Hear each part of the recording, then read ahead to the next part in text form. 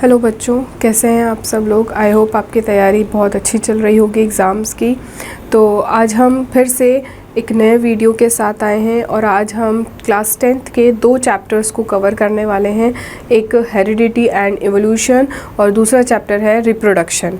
तो यहाँ पर सबसे पहले हम डील करेंगे हेरिडिटी एंड इवोल्यूशन वाले चैप्टर से। तो उसका कॉन्सेप्ट मैप देखते हैं। हेरिडिटी वाले चैप्टर में हम सबसे पहले डील करेंगे कि हेरिडिटी होता क्या है और उसका मतलब क्या होता है। तो हेरिडिटी का मतलब होता है कि जो कैरेक्टर्स हैं वो कैसे पेरेंट से ऑफस्प्रिंग में ट्रांसफ़र होते हैं, उस प्रोसेस को हम क्या बोलते हैं, हेरिडिटी बोलते हैं। अब हेरिडिटी एक होता है, हेरिडिटी में हम एक चीज़ पढ़ते हैं वेरिएशन और दूसरा होता है आपका ट्रेड्स। वेरिएशन का मतलब क्या होता है, difference in traits shown by the individual of a species, they provide base for natural selection. Variation का मतलब क्या होता है, एक ऑर्गेनिज्म दूसरे ऑर्गेनिज्म से कैसे अलग दिखता है, उसको हम क्या बोलते हैं, वेरिएशन। तो ये वेरिएशन जो है ये क्या प्रोवाइड करता है, a base for natural selection. और ट्रेड्स क्या होते हैं, traits are the features of an individual, चाहे वो सेम हो चाहे वो डिफरेंट हो। तो ट्रेड्स बेसिकली कितने टाइप के होंगे, या तो एक्वायर्ड कैरेक्टरिस्टिक्स, एक्वायर्ड ट्रेड्स होंगे या फिर इनहेरिटेड ट्रेड्स होंगे। इनहेरिटेड का मतलब क्या है कि हमने पेरेंट से वो चीज़ें ली हैं, वो कैरेक्टर्स लिए हैं, उसको हम बोलेंगे इनहेरिटेड ट्रेड्स। और जो नॉन जेनेटिक हैं, जो not transferred to future generation, जो फ्यूचर जनरेशन में ट्रांसफ़र नहीं हुए हैं, उस तरह के कैरेक्टरिस्टिक्स को हम क्या बोलते हैं, एक्वायर्ड ट्रेड्स बोलते हैं। अब इनहेरिटेड ट्रेड्स जो है इसमें हमें बहुत सारे लॉज पढ़ने को मिलेंगे, जैसे कि law of dominance, law of segregation and law of independent assortment. Law of dominance का मतलब क्या होता है कि एक जीन डोमिनेंट होता है ओवर द अदर। तो मतलब जो जीन डोमिनेंट होगा वो अपना कैरेक्टर शो करेगा और जो दूसरा जीन होगा उसको हम क्या बोलते हैं, रिसेसिव। नेक्स्ट लॉ है आपका लॉ ऑफ सेग्रीगेशन। इसको हम प्योरिटी ऑफ गैमीट्स भी बोलते हैं, जिसमें कि जो एलील हैं वो कैसे रहते हैं, वो एक दूसरे से सेपरेटेड रहते हैं, एक दूसरे से मिक्स नहीं होते हैं।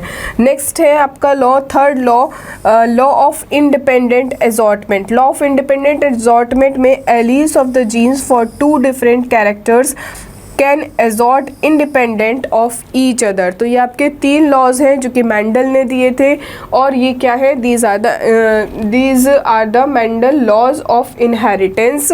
मतलब इनहेरिटेंस कैरेक्टर से रिलेटेड है कि कैसे जीन्स हम पेरेंट से ऑफस्प्रिंग इनहेरिट करते हैं।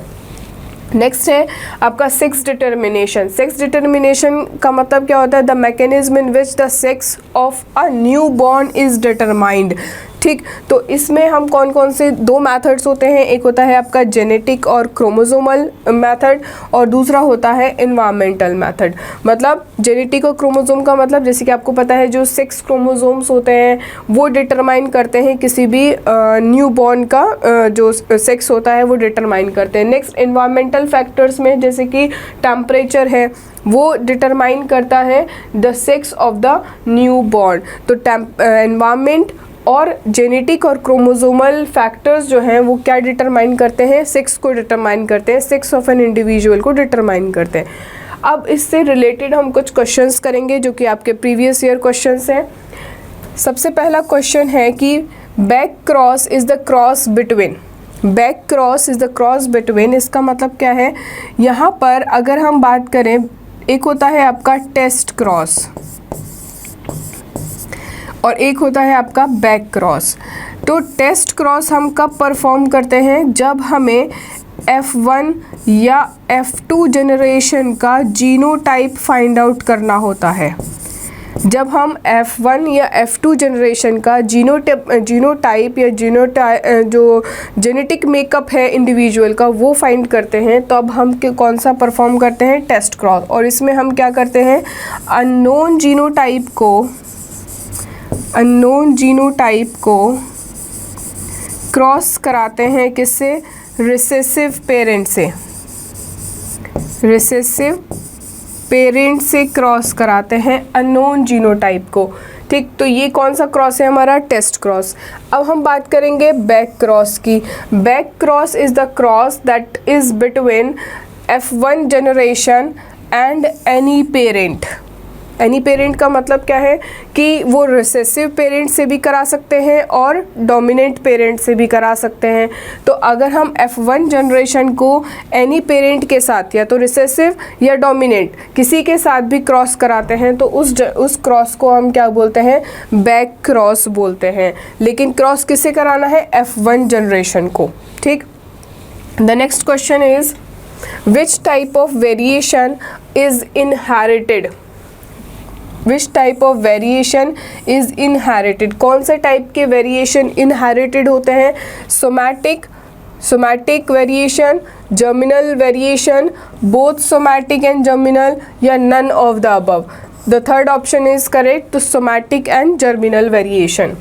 Next question, what will be the genotypic ratio of the cross between capital R small R and capital R small R? इसको कैसे करेंगे? फॉर एग्जाम्पल हमारे पास हमने पेरेंट लिए कौन से? कैपिटल आर स्मॉल आर और कैपिटल आर स्मॉल आर। ठीक, सबसे पहले स्टेप कौन सा होता है? गैमीट्स का फॉर्मेशन। गैमीट्स का फॉर्मेशन किया, एक गैमीट हमारे पास बना कैपिटल आर, एक स्मॉल आर, और इसका भी गैमीट बना कैपिटल आर और स्मॉल आर। अब हम कौन सा स्क्वायर बनाते हैं? Punnett square. पनेट स्क्वायर के थ्रू हमने क्या किया? यहाँ पर कैपिटल आर स्मॉल आर और यहाँ पे कैपिटल आर और स्मॉल आर, कैपिटल आर और स्मॉल आर। तो यहाँ पर हमने क्या लिया? Small R. यहाँ पे एक पेरेंट फीमेल और एक मेल, हमने इसको कंसिडर कर लिया फीमेल और इसको कंसिडर कर लिया मेल। ठीक, तो यहाँ पर जब हम इनको कराएंगे, इनका जो जीनोटिपिक रेशियो क्या आएगा? कैपिटल आर, फिर यहाँ पे capital R small R, capital R small R and small R. तो अब हम इसका जीनोटिपिक रेशियो फाइंड आउट कर सकते हैं। देखिए, सबसे पहले हमारे पास कैपिटल आर आया, उसके बाद कैपिटल आर और एक स्मॉल आर। ठीक, तो यहाँ पर देखिए कैपिटल आर कितना है? 1 है। यहाँ पे कैपिटल आर स्मॉल आर कितने हैं? 2 हैं।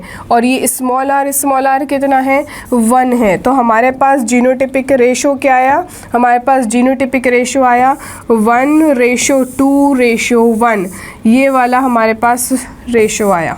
ठीक, तो ऑप्शन कौन सा करेक्ट है आपका? C option is correct. Clear? Next question है, in man the chromosome number is 46, how many chromosome are present in man's muscle cells? Muscle cells कौन सी होती है? Muscle cells are somatic cells. Muscle cells are somatic cells. ठीक, तो जब 2n = 46 है तो सोमैटिक सेल्स में भी 2n = 46 होगा। तो इसका मतलब क्या हुआ? यहाँ पर 2n = 46, मतलब मसल सेल्स में भी क्या होगा? 46 होगा। Clear? Next question, the phenotypic ratio of dihybrid cross in F2 generation is? Phenotypic और जीनोटिपिक, हमारे पास ये दो टर्म्स हैं। फिनोटिपिक का मतलब होता है आपका मॉर्फोलॉजिकल अपीयरेंस या मॉर्फोलॉजिकल फीचर्स, एक तरह से मॉर्फोलॉजी। और जीनोटिपिक का मतलब क्या होता है? जीनोटिपिक का मतलब होता है कि जो जीन्स हैं, जीन का मेकअप कैसा है, मतलब genetic makeup of an individual is called genotype.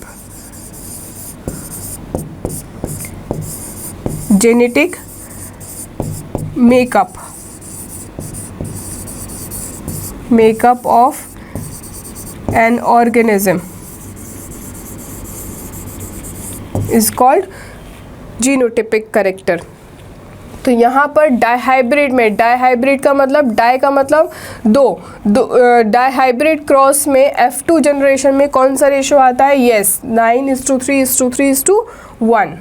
ठीक, next question, example of artificial selection is? Example बताना है आपको आर्टिफिशियल सिलेक्शन का। कौन सा है? Evolution of wild cabbage is the example of artificial selection.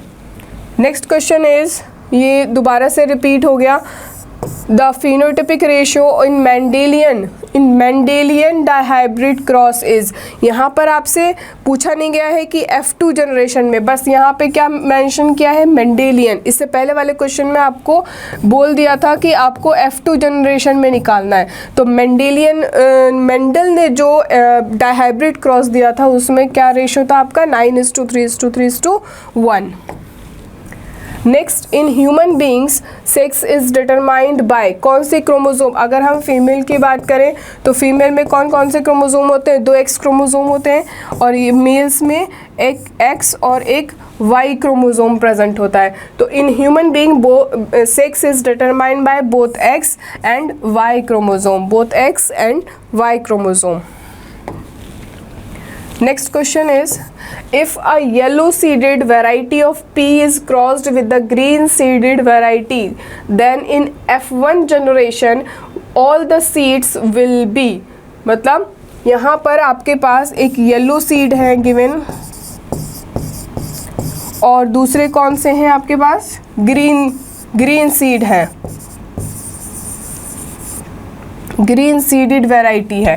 ठीक, अब हमने इनको दोनों को क्रॉस कराया, तो क्रॉस कराने के बाद कौन से ऑफस्प्रिंग में जो F1 जनरेशन आएगी उसमें कौन से कलर आएंगे आपके पास, येलो और ग्रीन दोनों का मिक्स आएगा, येलो और ग्रीन। ठीक, तो क्योंकि यहाँ पर हमें ये नहीं दे रखा है कि डोमिनेंट कौन सा है और रिसेसिव कौन सा है, मतलब अगर हमें यहाँ पे मेंशन किया होता कि येलो डोमिनेंट है या ग्रीन डोमिनेंट है या ग्रीन रिसेसिव है तो हम डोमिनेंट और रिसेसिव कैरेक्टर निकालते, लेकिन क्योंकि इन्होंने सिर्फ और सिर्फ येलो सीड और ग्रीन सीड में दिया हुआ है आपको क्रॉस बनाने के लिए, तो F1 जनरेशन में कौन से आएगी, हेट्रोजाइगस कंडीशन आती है F1 जनरेशन में। तो कैसे प्रोजेनी बनेगी, येलो एंड ग्रीन, मतलब yellowish and green colour. Okay, next question है आपका, Mendel used a number of contrasting characters of garden peas, among them one was. देखिए मेंडल ने कितने कैरेक्टर्स लिए थे, 7 कैरेक्टर्स लिए थे, 7 कैरेक्टर्स लिए थे। ठीक, तो 7 कैरेक्टर्स में जो फ्लावर का कलर लिया था, होमोजाइगस डोमिनेंट और होमोजाइगस रिसेसिव, वहाँ पर कौन सा लिया था, वाइट एंड वॉयलेट फ्लावर्स का कलर लिया था, 7 कैरेक्टर्स लिए थे। ठीक, नेक्स्ट क्वेश्चन है आपका, evolution occurred due to natural selection, this hypothesis was given by, किसने, yes, one and only Charles Darwin. तो ये हमारे अभी हमने कौन से क्वेश्चन किए, हेरिडिटी वाले चैप्टर के क्वेश्चंस किए। अब नेक्स्ट जो चैप्टर है आपका क्लास 10th का, दैट इज़ रिप्रोडक्शन। रिप्रोडक्शन आपको पता है 2 टाइप्स का होता है, एक होता है एसेक्सुअल रिप्रोडक्शन और एक होता है सेक्सुअल रिप्रोडक्शन।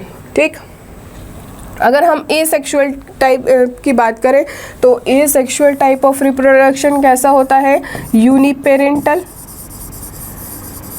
एंड यहाँ पर गैमीट्स का फॉर्मेशन नहीं होता है, गैमीट्स का फॉर्मेशन नहीं होता है और एक पेरेंट इन्वॉल्व होता है, इसीलिए इसको हम क्या बोलते हैं, यूनिपेरेंटल बोलते हैं। तो यहाँ पर एसेक्सुअल रिप्रोडक्शन किसके थ्रू होता है, फिशन के थ्रू हो सकता है, fragmentation, regeneration, budding, spore formation और वेजिटेटिव रिप्रोडक्शन, ये आपके मेथड्स हैं जो कि एसेक्सुअल टाइप ऑफ रिप्रोडक्शन के हैं। नेक्स्ट अगर हम बात करें वेजिटेटिव रिप्रोडक्शन इन प्लांट्स, तो वेजिटेटिव 2 तरह से होता है, या तो नेचुरली हो सकता है या फिर हम उसको आर्टिफिशियली भी करा सकते हैं। अगर नेचुरल की बात है तो नेचुरल में stolons, buds, corms, rhizomes, bulb, tuber, sucker और एडवेंटिशियस बर्ड्स के थ्रू नेचुरल वेजिटेटिव रिप्रोडक्शन होता है जो कि प्लांट्स में प्रेजेंट होगा। अगर हम आर्टिफिशियल की बात करें तो उसके अंदर कटिंग, लेयरिंग और ग्राफ्टिंग 3 टाइप से आर्टिफिशियल वेजिटेटिव रिप्रोडक्शन होता है। नेक्स्ट, सेक्सुअल रिप्रोडक्शन, अगर हम सेक्सुअल रिप्रोडक्शन प्लांट्स और एनिमल्स या ह्यूमंस में दोनों में प्रेजेंट होता है। अगर हम सबसे पहले फ्लावरिंग प्लांट्स की बात करें तो फ्लावर्स जो रिप्रोडक्टिव स्ट्रक्चर्स प्रेजेंट होते हैं वो कौन कौन से होते हैं, आपके फ्लावर के ऊपर प्रेजेंट होते हैं, उसमें कि calyx, corolla, stamen and carpel, ये 4 जो रिप्रोडक्टिव स्ट्रक्चर है वो कौन सा है एंजियोस्पर्मिक प्लांट्स का? फ्लावर। और उसके अंदर 4 पार्ट्स प्रेजेंट होते हैं, calyx, Corolla, androecium and gynoecium, जिसमें कि कैलिक्स और कोरोला जो होता है वो एक तरह से नॉन रिप्रोडक्टिव पार्ट होता है and androecium and gynoecium reproductive part होता है, क्योंकि उसके अंदर गैमीट्स का फॉर्मेशन होता है, मेल और फीमेल गैमीट्स का फॉर्मेशन करता है। एंड्रोशियम के अंदर मेल गैमीट का फॉर्मेशन होगा और गाइनेशियम के अंदर फीमेल गैमीट का फॉर्मेशन होगा। अगर हम प्रोसेस ऑफ रिप्रोडक्शन की बात करें तो सबसे पहले कौन सा प्रोसेस होता है? पॉलिनेशन का। पॉलिनेशन में क्या होता है कि जो एंथर है वो स्टिग्मा के सरफेस के ऊपर जाएगा और उसको फर्टिलाइज करेगा। तो transfer of pollen from anther to stigma is called as क्या? पॉलिनेशन। यहाँ पर पॉलिनेशन 2 टाइप से हो सकता है, एक सेल्फ पॉलिनेशन और एक क्रॉस पॉलिनेशन। अगर कोई सेम प्लांट से क्रॉस हो रहा है तो उसको हम बोलेंगे सेल्फ पॉलिनेशन, अगर दूसरे प्लांट से क्रॉस हो रहा है तो उसको बोलेंगे हम क्रॉस पॉलिनेशन। तो क्रॉस पॉलिनेशन के बाद क्या होगा? फर्टिलाइजेशन, मतलब फ्यूजन ऑफ मेल और female gamete, this is also known as syngamy. उसके बाद आता है आपका पोस्ट फर्टिलाइजेशन, मतलब फर्टिलाइजेशन के बाद जब मेल और फीमेल गैमीट का फ्यूजन होगा, जब ज़ाइगोट का फॉर्मेशन होगा, तो उसके बाद क्या होगा? वो इवेंट्स आपके किस में आते हैं? पोस्ट फर्टिलाइजेशन में आते हैं। तो पोस्ट फर्टिलाइजेशन में ओवरी क्या बनाती है? फ्रूट का फॉर्मेशन करेगी, और ओव्यूल से किसका फॉर्मेशन होता है? सीड्स का फॉर्मेशन होता है। तो ये है हमारा फ्लावरिंग प्लांट्स में किस तरह से रिप्रोडक्शन होता है। अब हम बात करेंगे ह्यूमंस में रिप्रोडक्शन कैसे होता है। ह्यूमंस में मेल रिप्रोडक्टिव सिस्टम अलग है और प्रेजेंट होता है, और फीमेल्स में फीमेल रिप्रोडक्टिव सिस्टम। तो मेल रिप्रोडक्टिव सिस्टम में जो मेन रिप्रोडक्टिव स्ट्रक्चर प्रेजेंट होता है वो कौन सा होता है? टेस्टीज। और टेस्टीज 2 टाइप के इंपॉर्टेंट फंक्शन परफॉर्म करता है, एक तो गैमीट्स का फॉर्मेशन प्लस मेल हार्मोन का सिक्रीशन। तो यहाँ पे गैमीट कौन से होते हैं? Male gamete is called sperm. और कौन सा हार्मोन सिक्रीट करते हैं? टेस्टोस्टेरोन सिक्रीट करते हैं। क्लियर? नेक्स्ट, जो एसेसरी पार्ट्स हैं, जो एसेसरी ऑर्गन्स हैं मेल रिप्रोडक्टिव सिस्टम के, वो कौन से हैं? Scrotum, vas deferens, urethra, penis and accessory glands is also associated. मतलब यहाँ पे seminal vesicle, prostate glands, Cowper's gland present होते हैं। इसी तरह से यहाँ पर फीमेल रिप्रोडक्टिव सिस्टम में ovaries is the main reproductive part. फिर उसके अंदर ओवरीज के अंदर किसका फॉर्मेशन होगा? फीमेल गैमीट का फॉर्मेशन होगा विच इज़ कॉल्ड एग। उसके बाद हार्मोन रिलीज सिक्रीट करता है एस्ट्रोजन एंड प्रोजेस्ट्रॉन। ये 2 तरह के हार्मोन रिलीज होते हैं फीमेल से। नेक्स्ट, इसमें fallopian tubes, uterus, vagina and बहुत सारी ग्लैंड्स जैसे कि मेमरी ग्लैंड्स और बार्थोलिन ग्लैंड्स प्रेजेंट होती हैं। इसके बाद फीमेल रिप्रोडक्टिव सिस्टम जो स्पर्म का फॉर्मेशन करता है, मतलब मेल रिप्रोडक्टिव सिस्टम। इसके बाद जो मेल रिप्रोडक्टिव सिस्टम में मेल गैमीट का फॉर्मेशन होता है, मतलब स्पर्म, और फीमेल रिप्रोडक्टिव सिस्टम में जो एग का फॉर्मेशन होता है, एग गैमीट का फॉर्मेशन होता है, उन दोनों का फर्टिलाइजेशन होता है, जिसके बाद किसका फॉर्मेशन होता है? ज़ाइगोट का फॉर्मेशन होता है। And the zygote is single celled, फिर इसके अंदर डिवीजन होगा तो किसका फॉर्मेशन करेगा? एम्ब्रियो का फॉर्मेशन करेगा। और एम्ब्रियो किस में चेंज हो जाता है? फीटस में चेंज हो जाता है, मतलब उसके अंदर डेवलपमेंट होगा और फीटस का फॉर्मेशन करेगा, न्यू बॉर्न का फॉर्मेशन होगा। नेक्स्ट टॉपिक है आपका रिप्रोडक्टिव हेल्थ। रिप्रोडक्टिव हेल्थ में बहुत सारे सेक्सुअली ट्रांसमिटेड डिजीज़ होती हैं, चाहे वो बैक्टीरिया कॉज करे, वायरस से बहुत सारी डिजीज़ ऐसी होती हैं, वायरस भी बहुत सारी डिजीज़ के लिए रिस्पॉन्सिबल। नेक्स्ट है आपका रिप्रोडक्टिव हेल्थ। रिप्रोडक्टिव हेल्थ में सबसे पहले हम पढ़ते हैं सेक्सुअली ट्रांसमिटेड डिजीज़ जैसे कि गोनोरिया, स्प्लिसिस और एड्स। एड्स का मतलब एक्वायर्ड इम्यूनो डिफिशियंसी सिंड्रोम। उसके बाद कॉन्ट्रासेप्शन में सबसे पहले सर्जिकल मेथड्स होते हैं जैसे कि vasectomy and tubectomy. Vasectomy males में होती है और ट्यूबेक्टोमी फीमेल्स में होती है।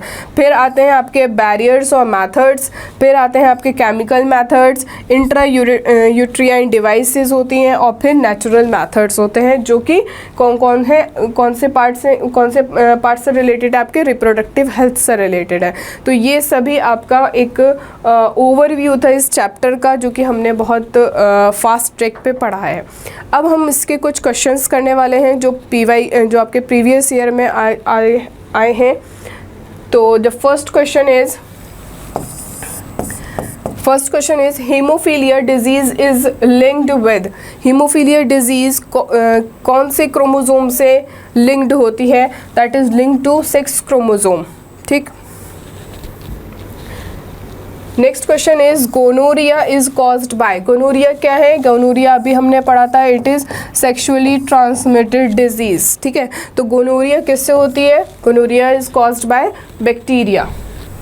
Next, where does the fertilisation occur in human female. Human female में फर्टिलाइजेशन कौन सी साइट पर होता है? उसको हम बोलते हैं ओविडक्ट। ओविडक्ट को हम फैलोपियन ट्यूब भी बोलते हैं। और फैलोपियन ट्यूब के कौन से पार्ट पे? Isthmus ampulla junction.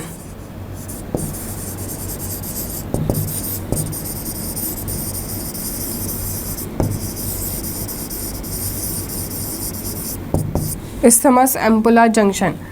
Next question है आपका, fertilisation of ova in humans take place. अभी सेम क्वेश्चन अभी हमने करा, वहाँ पर ओविडक्ट लिखा हुआ था ऑप्शंस में, यहाँ पे फैलोपियन ट्यूब है, तो right answer is fallopian tube. Next question is, by which name is family planning currently known? The answer is reproductive and child health. Reproductive and child health. The next question, the number of pair of 6 chromosome in the zygote of a human is. Pair पूछा है, यहाँ पे pairs पूछा है ना, तो 6 chromosome या तो ऐसा होता है या फिर ऐसा होता है। तो ये 1 पेयर हुआ ना, ये 1 पेयर हुआ, तो इसीलिए इसका आंसर क्या है? 1 पेयर में प्रेजेंट होगा, या तो XX होगा या YY होगा, सॉरी XY होगा। Next question is apomixis means. यहाँ पर ये जो वर्ड है ये 2 चीज़ों से मिलकर बना है। एक एपो का मतलब होता है विदाउट, एंड मिक्सिस का मतलब होता है without mixing. Without mixing of gametes का जो फॉर्मेशन होगा उस प्रोसेस को हम क्या बोलते हैं? एपोमिक्सिस। तो एपोमिक्सिस कहाँ पर होता है? इस विदाउट मिक्सिंग ऑफ गैमीट्स कहाँ, कौन से प्रोसेस में होगा, कौन सा टाइप के रिप्रोडक्शन में होगा? एसेक्सुअल टाइप ऑफ रिप्रोडक्शन में होगा। तो answer is asexual reproduction. Next question is, which of the following is not a method of contraception. अभी हमने बहुत सारे कॉन्ट्रासेप्शन पढ़े, जिसमें कि फिजिकल बैरियर पढ़ा और एबॉर्शन पढ़ा, एबॉर्शन नहीं, ट्यूबेक्टॉमी पढ़ा, जो कि किसमें था? फैलोपियन ट्यूब को कट करके टाई कर दिया जाता है इन फीमेल्स। जैसे कि वेसेक्टॉमी हमने पढ़ा, वेसेक्टॉमी हम मेल्स में, वेसेक्टॉमी मेल्स में होता है। तो यहाँ पर सिर्फ और सिर्फ एबॉर्शन ही है जो कॉन्ट्रासेप्शन का मेथड नहीं है, तो यहाँ पर second option is correct. Next question, start of reproductive phase in human female. In human female is, जब रिप्रोडक्टिव फेज स्टार्ट होती है फीमेल के अंदर तो उस फेज़ को हम क्या बोलते हैं? उस फेज़ को हम बोलते हैं मेनार्क। और जब वो रिप्रोडक्टिव फेज स्टॉप होती है तो उस फेज़ को हम क्या बोलते हैं? मेनोपॉज। तो यहाँ पर इसको लिख लीजिए, ये क्या है? Stop of reproductive phase.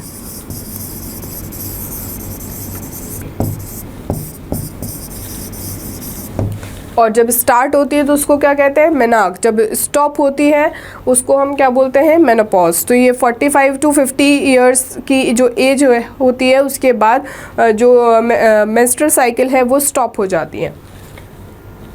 Next question is, back cross is the cross between. ये अभी हमने पढ़ा था, back cross. Next question is, oxytocin is synthesized in the nucleus. Next question, which of the following is the function of testes? Testes क्या है? Testes 2 तरह के function करता है। एक तो फॉर्मेशन करता है मेल गैमीट का, इसके अलावा हार्मोन रिलीज करता है टेस्टोस्टेरोन, अभी हमने पढ़ा था। तो यहाँ पे secretion of testosterone and formation of sperm. तो option D is correct, both A and B. Next question is placenta is responsible for, placenta is responsible for, placenta का फंक्शन क्या होता है, फीटस को और जो मदर है उसके जो पार्ट है, मतलब जो फूड है उसको एक्सचेंज करता है, यहाँ पर ट्रांसपोर्ट ऑफ ऑक्सीजन करता है, ट्रांसपोर्ट ऑफ ग्लूकोज करता है और रिमूवल ऑफ वेस्ट मटेरियल, ये सभी चीज़ें कौन करता है, प्लेसेंटा करता है। तो इसीलिए ऑप्शन क्या है आपका, ऑल ऑफ दीज। ठीक, आई होप आपके सभी क्वेश्चंस यहाँ पर क्लियर हो गए होंगे और जो एक हमने ब्रीफ में चैप्टर को पढ़ा, आई होप सबको समझ में आया होगा। ओके देन नेक्स्ट क्लास में फिर हम नेक्स्ट चैप्टर के साथ फिर मिलेंगे। Thank you.